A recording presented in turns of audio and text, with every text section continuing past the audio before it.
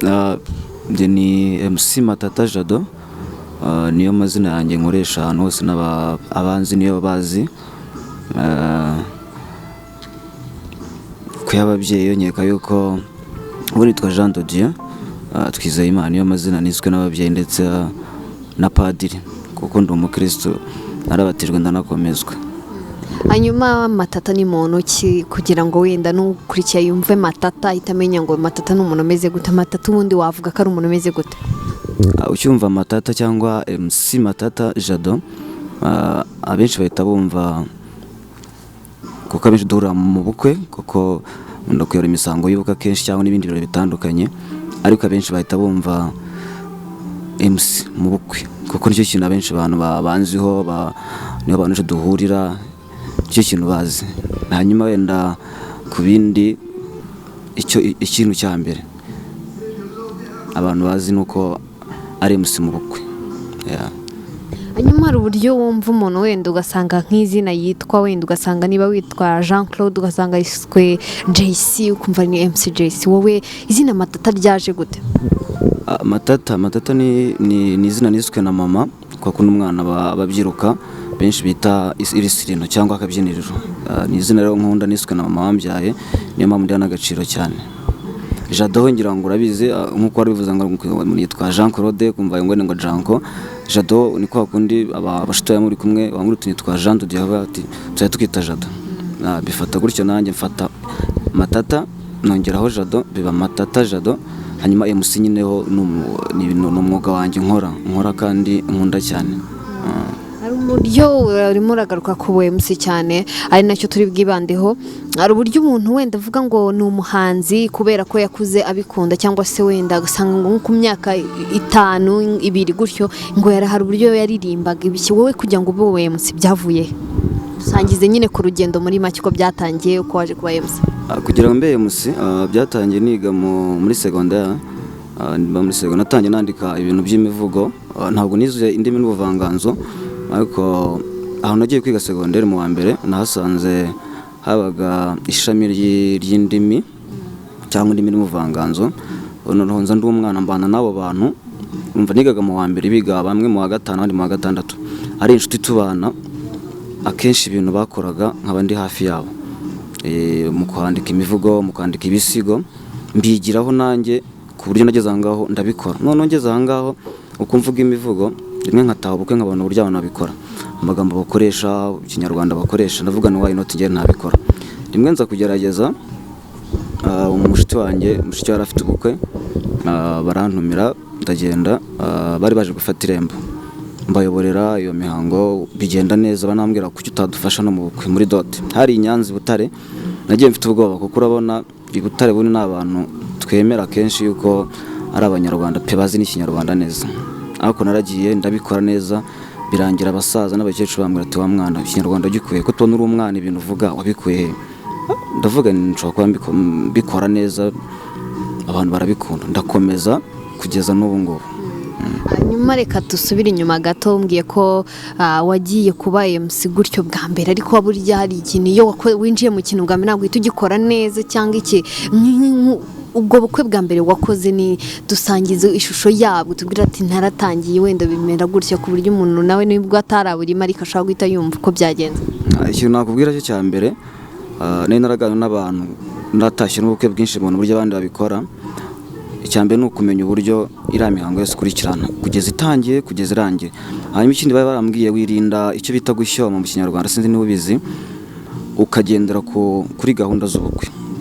Hari abo njya mbona ugasanga wenda asanzwe hari ibindi bintu akora ku ruhande byaza muri bwa bukwe, akamera nk'umuntu urimo kwamamaza bya bikorwa byaho kugira ngo akore ya mihango y'ubukwe.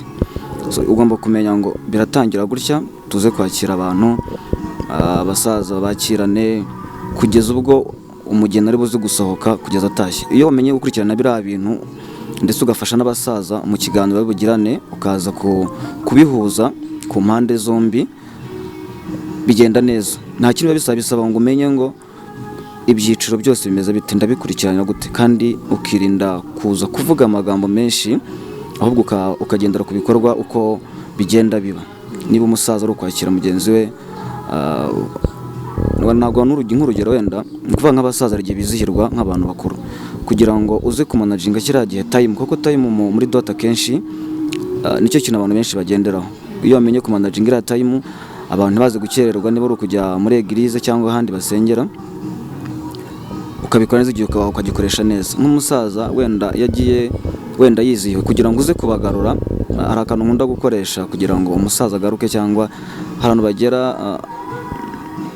bari muri ra misango mwavuga umukobwa wacu ntawe uhari, bari mu magorane, ukagira ukuntu bagarura. Hari akantu nkoresha avuga ni mubyeyi uribuka yuko wambwiye icyo nzagusaba, imiryango yateranye utazigera ukinyima.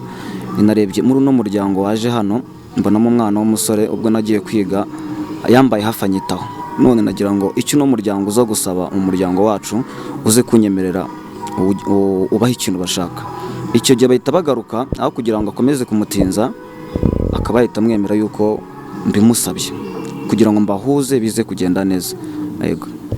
Hanyuma ndumva ahubwo uzi ibintu byinshi cyane, umaze nk'igihe kingana iki ukora uwo mwuga? Kuva mu 2013 nibwo natangiye kubikora kinyamwuga, kuva mu 2013. Amazemo imyaka 6. Hanyuma wenda hari uburyo umuntu yagiye mu kintu, hari ikintu yibuka wenda nk'ikosa yakoze mu kintu runaka arimo, wenda nta n'ikosa wenda wigeze ukora, cyane ko bari abantu babona basabwa nk'ikinyarwanda kiri ku rwego rwo hejuru, we nta kosa wigeze ukora? Byigeze kumbaho ariko umusaza arampamagara arankosora. Kwa kundi mugiye gutangira naravuze nti abari mu nkiki z'urugo, abari mu mbere baze dutangire. Umusaza arambwira ati ntago bibati mu mbere haba amasafuriya, haba ibyungo, ati mu mbere ntago bibaho, ati ujye ukoresha ikindi kinyarwanda, ariko mu mbere burya mu mbere nta hantu haba ibyo bintu nyine, amasafuriya, ibyungo, ati mu mbere ntuzongere kubikoresha.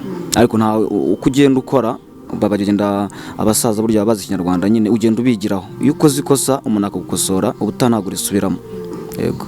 Hanyuma hari uburyo muri iyi minsi ugenda wumva wenda ugasanga nk'umuntu ngo ni umu MC w'ubukwe, ugasanga abantu benshi baramugana, cyangwa se wenda abona abantu benshi bitewe n'uburyo wenda atwaramo iyo mihango y'ubukwe, cyangwa niba ari imisango simbizi neza, ugasanga nyine hashobora kuba ari nk'ibanga runaka. Ibanga ni irihe kugira ngo ba bantu ube warasa ku ntego ntubarambire, cyangwa se ikindi kintu ugasanga nyine abantu barakwishimira iyo wagiye kubayoborera ubukwe? Icya mbere urabanza ukareba abantu mugiye gukorana, ikindi ukamenya gahunda bafite. Ugasanga umuntu wenda afite dote, afite na reception, iyo babashije kumanaginga igihe cyabo, igihe baguhaye wenda turatangira saa 3 bakaba batangiye koko bati tuze kurangira wenda saa 6, ukamenya uburyo utarabuze gutwara wa mwanya, ntuze bimwe byo gushyira umuntu waze mvuga n'ubundi, aho kugira ngo ukore icyakuzanye uyobore imisango y'ubukwe uko iteye, wowe ukajya muri bya bindi byo kujya kuvuga amagambo menshi adafite n'icyo amaze muri cya gikorwa. Ahubwo umenya yuko niba ari ukwakira abasaza ukabakira, niba ari ukwakira abantu muri rusange bose mukabakira, niba ari ugusohora umugeni, ya mihango yose uko igenda ikurikirana, ukamenya ko uyikurikiranye nta kindi kintu ugiye gufata umwanya wawe nk'aho ari wowe wakoze ubukwe, ukora gahunda z'abandi neza kandi ku gihe, iyo bahije igihe bigenda neza. Hanyuma nakomeje kugenda numva uri kwibanda ku bintu bijyanye n'ubukwe gusa, ese uri mu MC mu bukwe gusa? Oya, hari abo dukora mu anniversaire, mu bindi birano baba bafite bitandukanye baranumira. Usibye n'ibyo nabikubwira, nigeze kuvuga ibintu by'imivugo, nk'ubushize Knowless yagize anniversaire, namukoreye agapoeme gato akantu kameze nk'igisigo, n'abantu baragakunda, hari n'abandi nagiye mbikorera, nabyo ndabikora ko ntabwo mbikora cyane, ariko n'ibindi birano ndabiyobora bitandukanye. Ntabwo ari ukuvuga ngo ni ubukwe gusa, ubukwe nubwo numva mbikora nkumva kabisa nicyo kintu niyumvamo, kandi buryo ukora ikintu cyiyumvamo bigenda neza cyane kurusha uko wagikora wumva ukihingamo. Numva ari ibintu bindimo, niyo mpamvu mbikora neza cyane. Hari umuntu wenda ukora nk'ikintu, hari umuntu ukora nk'umwuga kubera ko wenda ukunze, cyangwa se hari n'undi ukora umwuga kubera ko wenda arangajwe imbere n'amafaranga cyangwa ari yashyize imbere. Wowe mu buMC bwawe wenda ni nk'ikihe kintu muri ibyo ngibyo? Ni ukuvuga ngo burya abantu tubaye kubera amafaranga, ariko akenshi usanga adufasha mu bikorwa bitandukanye, ariko ntabwo ariyo nshyira imbere. Kuko arya nk'umuntu akubwira ko afite ubukwe ati tuvugane, ukamubwira uti noneho reka ngukore ibintu byawe n'ubundi byagenze neza, wowe ubwawe ushobora kuvuga uti nshobora kuguhishimira runaka, ariko utavuga ngo murajya mu biciro mwicare uvuge ngo 100 cyangwa 150 cyangwa 200 waye ko muti noneho reka dukore ibintu neza, nubona byagenze neza wowe uzagire wenda igihembo genera umuntu. Ariko bitavuze yuko hari n'uza avuga ati nabonye ure MC mfite ubukwe uzancangaye, icyo gihe muravugana ntago munanira kuko bineva no bari ugufashanya. Ejo nawe ushobora kugenda ukamubereye MC, ejo akaza kugufasha mu bindi nawe warongoye, nanjye ndi umusore ejo nzarongo, ntago wabura icyo ukenera ku muntu. Hari igihe wenda umuntu yinjira mu mwuga noneho ugasanga tuvuge nk'urugero niba uri umunyamakuru wa radio ugasanga birasaba nyine ko ugomba kuba ufitijwe, birumvikana. Ariko nanone ndagira ngo umbwire ku bijyanye n'ubuhemsi, ese kugira ngo umuntu abe yaba uwo muhemsi w'ubukwe mwiza abantu bibonamo we ni nk'ikihe kintu kibanza bakwiriye kumenya? Icya mbere ni nuko kuvuga ngo nk'umunyamakuru hano bisaba kuvuga n'ubundi bisaba kuvuga, ariko ukamenya uburyo nyine n'uburyo uvugamo nabo ubwira, urumva ubugana n'abantu bakuru, ugomba kumenya uburyo uganiriza abantu bakuru, uburyo uri bubitwareho, ukamenya cya kinyarwanda n'ubundi cya kinyarwanda, kuko hariya bari imisango ibiri hari ni Kinyarwanda gikoresha. Urumva ugiye kuganira n'abasaza muri ra gahunda ibihari, tuvuge n'urugero bari mu bintu wenda mu gukwa no mu gusaba ari muri dote, ibyo bita muri dote, ukajya kuvanga indimi, ntuvuga ikinyarwanda nturimo kuvuga n'icyongereza nturimo kuvuga n'igifaransa, ahubwo ukajya uvanga indimi. Icyo gihe ushobora gusanga urimo noneho ahubwo wowe gucanga ba bantu, ugasanga ntabwo murimo guhuza. Iyo communication yabaye nziza na cya kinyarwanda ukakivuga neza, ukirinda gushyoma none mbigarukeho, ibintu bigenda neza. Ikintu urumva ni ibintu nka bitatu: kumenya abo muganira, kumenya cya kinyarwanda n'ubundi, kugira ngo umusaza naza kuvuga uze kumva icyo yavuze, hanyuma nawe uze kubigenderaho kugira ngo uze kubahuza, kuko burera kugira ngo uhuze impande zombi. Yego. Hanyuma ikindi kibazo nibaza noneho kuba ari igihe umuntu nyine kuba umuntu ari umu-MC, sibyo? Kugeza ubu wenda ubona ari ikintu umuntu yakora kikamubeshaho, cyangwa se wenda ubona biracyari ku rwego rw'asi nyine abantu babifata nk'ibintu biciriritse biraho? Bishobora kugutunga mu gihe wabikoze kinyamwuga. Ni ukuvuga ngo ntabwo nk'urugero hari aba-MC benshi uzi, hari abitwa MC Pedro, ba Rugamba, ba Gatete, n'abitwa ba Clever. Ni ukuvuga ngo ntabwo nk'urugero nk'ubu ugasanga nk'umuntu baramufashe nko mu mezi nk'atanu yose, ugasanga buri weekend afite ubukwe, kandi babaha amafaranga ahagije ku buryo ushobora ufite n'umuryango yagutuwa ku buryo yabatunga, kuko nk'abangaba nkubwira harimo abantu bafite imiryango, kandi ugasanga nibyo bintu bakora, nta n'ikindi kintu bakora, nta kindi kintu bifatanya, byagutunga mu gihe wabishyizeho umutima ukabikora neza, uzi neza ko ariho ugomba gukura ikigutunga n'igitunga umuryango wawe. Birumvikana noneho, ariko nanone hari ikintu byo byose kiba kigira n'imbogamizi. Ese n'imbogamizi nyabaki cyangwa se n'izihe mbogamizi zikiri mu mwuga wo kuba MC kugeza ubu mu Rwanda? Ni ukuvuga kuba MC nanone buriya harimo, kuko Anita Pendo ni MC, Tino ni aba MC, ariko ushobora gusaba wenda nka Anita adashobora guhagarara imbere ngo ayobore iriya misango wenda yo gusaba no gukwa, ariko nawe akaba yajya hariya mu gitaramo wenda The Ben aririmbyemo, ugasanga yabikora neza, nanjye nkaba najya arasimbikore. Njyewe ubwo ndagira ngaruke ku cyo njyewe nisangamo hariya mu bukwe. Iyo uri mu bukwe, imbogamizi ya mbere ni ukugenda ugasanga nta organisation ubukwe ifite. Icyo gihe bisaba kuba MC ukanaorganiza ubukwe, ukajya gushaka abantu muri service, ukajya gushaka abaza kuvuga amazina y'inka, barabita batahira, ugasanga bose nubwo babazanye ariko nta muntu urimo kubakurikirana, ni uri mu kubikurikirana byose, ugasanga ugiye gukurikirana niba bari buze gufata amafunguro, ugasanga niwe ugiye kubikurikirana. Ariko iyo usanze bafite organisation nziza, ibintu babikoze neza, birakorohera. Ko iyo usanze ibintu batabishyize ku murongo, akenshi birakugora. Hanyuma izindi mbogamizi ukomeye cyane, hari ugenda ugahura n'umusaza nawe ugoranya, wajya kuvuga ati ceceka wakana, bisaba yuko nyine ubwo cya kinyabupfura na bwa bupfura nyine n'indangagaciro za Kinyarwanda ziranga umunyarwanda, bisaba yuko umenya uburyo utwara wa muntu, uko muhuye. Icyo gihe bisaba guhita umenya uburyo uri umutware, kandi ibintu bikagenda neza. Yego. hanyuma noneho ikindi kintu nibaza noneho ariko tunagana nanone ku musozo kugira ngo na ba bantu noneho bakumva cyangwa se mwahuriye mu bukwe bamenye ati uyu ni wa muntu koko kwambwiye uko navuga n'imivugo kugira ngo bamenye ko ni wa muntu koko ni wa MC Matata noneho ngira ngo sinzi uko urabigenza wenda ariko nenda nk'akanya gatoya noneho utugaragarize ko ari wa MC Matata tuzi mu bukwe runaka. Sinzi ubwo wenda ushaka kumva wenda tuvuge n'urugero turi mu gikorwa wenda cy'ubukwe nk'ahari umugeni asohoka hari igihe urabona niba asohotse akazanwa na basaza be bakamushyikiriza uhagarara umuryango cyangwa se nawe akamushyikiriza waje gusaba ni ukuvuga nk'ahari hari igihe ushobora kuvuga uti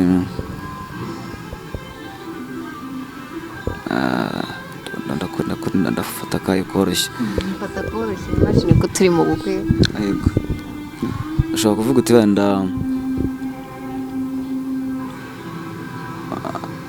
kuko hari ubundi iyo uriyo uba umeze nka witwara nk'aho uri musaza w'umukobwa icyo gihe rero ushobora arimo gusohoka kugira ngo n'abantu baze kubafasha kwishimira cya gikorwa uvuga uti mushiki wanjye nanjye buriya namukundaga atari ko dufitanye isano nta kundi byagenda urabizi ko nagukundaga uri ku ruhimbi uvuze umutozo ariko ntabwo byashoboka yuko untegera urugori ngo tubane akaramata umbyarire uburiza ati ntabwo byakunda ariko nzi neza yuko uyu musore azagutetesha akagutonesha nzi neza ko azasonga akagusanganiza ba nyogosenge nabo bakagusanganiza ibisabo bakagusasira agasuna ku ruhimbi maze ugasobanura y'inyambo ugatemba amata ko yombi abatakuzi bakakurota iteka abakuzi bagatera batangaza bati isoko y'ibi nta yindi n'urwo ahanga uhita uvuga nyine umugabo we mwizina icyo gihe rero abantu nyine urumva bisaba yuko ushaka ibintu biri emotionel bizamura amarangamutima nawe kandi hari igihe umusaba avuga uti nawe uzaca akenge usa nk'umugira inama tuzaca akenge umenye gufata umugabo neza batazagusenda ugenda ubihuza gutyo ibyo uvuze ngo ugenda uvuga ibintu bikora ku marangamutima y'umuntu ngira akabazo k'amatsiko se buriya ntiyabaye MC bakora cyane cyane mu bukwe burasaba ari abahanga mu gutereta oya ntabwo bagusuvuga ngo ni abahanga gusa gutereta biterwa n'ubutereta icyo akunda ushobora gusanga wenda ari amagambo uvuga cyangwa benshi baravuga ngo ni imitoma niko babyita ariko ubundi mu gitsina gore iyo gikunda abantu babaganiriza cyane ntawamenye wenda hari uwuzi wenda umwe bijya byorohera wambwira ariko ku ruhande rwanjye ngewe ntabwo nabihamya ariko koko niba uramutse uhuye n'ukunda yuko umuganiriza ukabasha kuvuga nk'amagambo uvuga hariya mu bukwe numva bishobora kugufasha wenda ntawamenye nkawe ntabwo ujya uyifashisha oya gutereta ntabwo ndabitingira isoni gutereta ntabwo nyambyifashisha ngewe ikibazo cya nyuma noneho wenda nk'icyo nagusaba ni gute bashobora kukubona abantu bakeneye MC Matata mu bukwe bwabo ari nacyo dusorezaho ni gute bakubona urakoze cyane kumbonaho wenda hari abo duhorana ariko ku mbuga nkoranyambaga mbaho ari Instagram nkoresha MC Matata Jado Facebook ni MC Matata Jado no kuri Twitter ni MC Matata Jado telefone yo sinzi ako nabyo nanayitanga wenda nko kuri WhatsApp ni 0788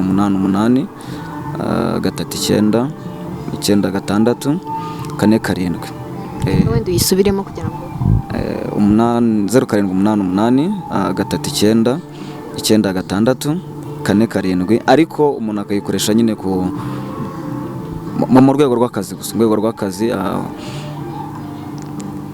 nibayikoresha mu kanya kombwira ngo abaye musirimu abamutereta cyane ntihazagire uyikoresha mu buryo bunyuranyijwe n'amategeko.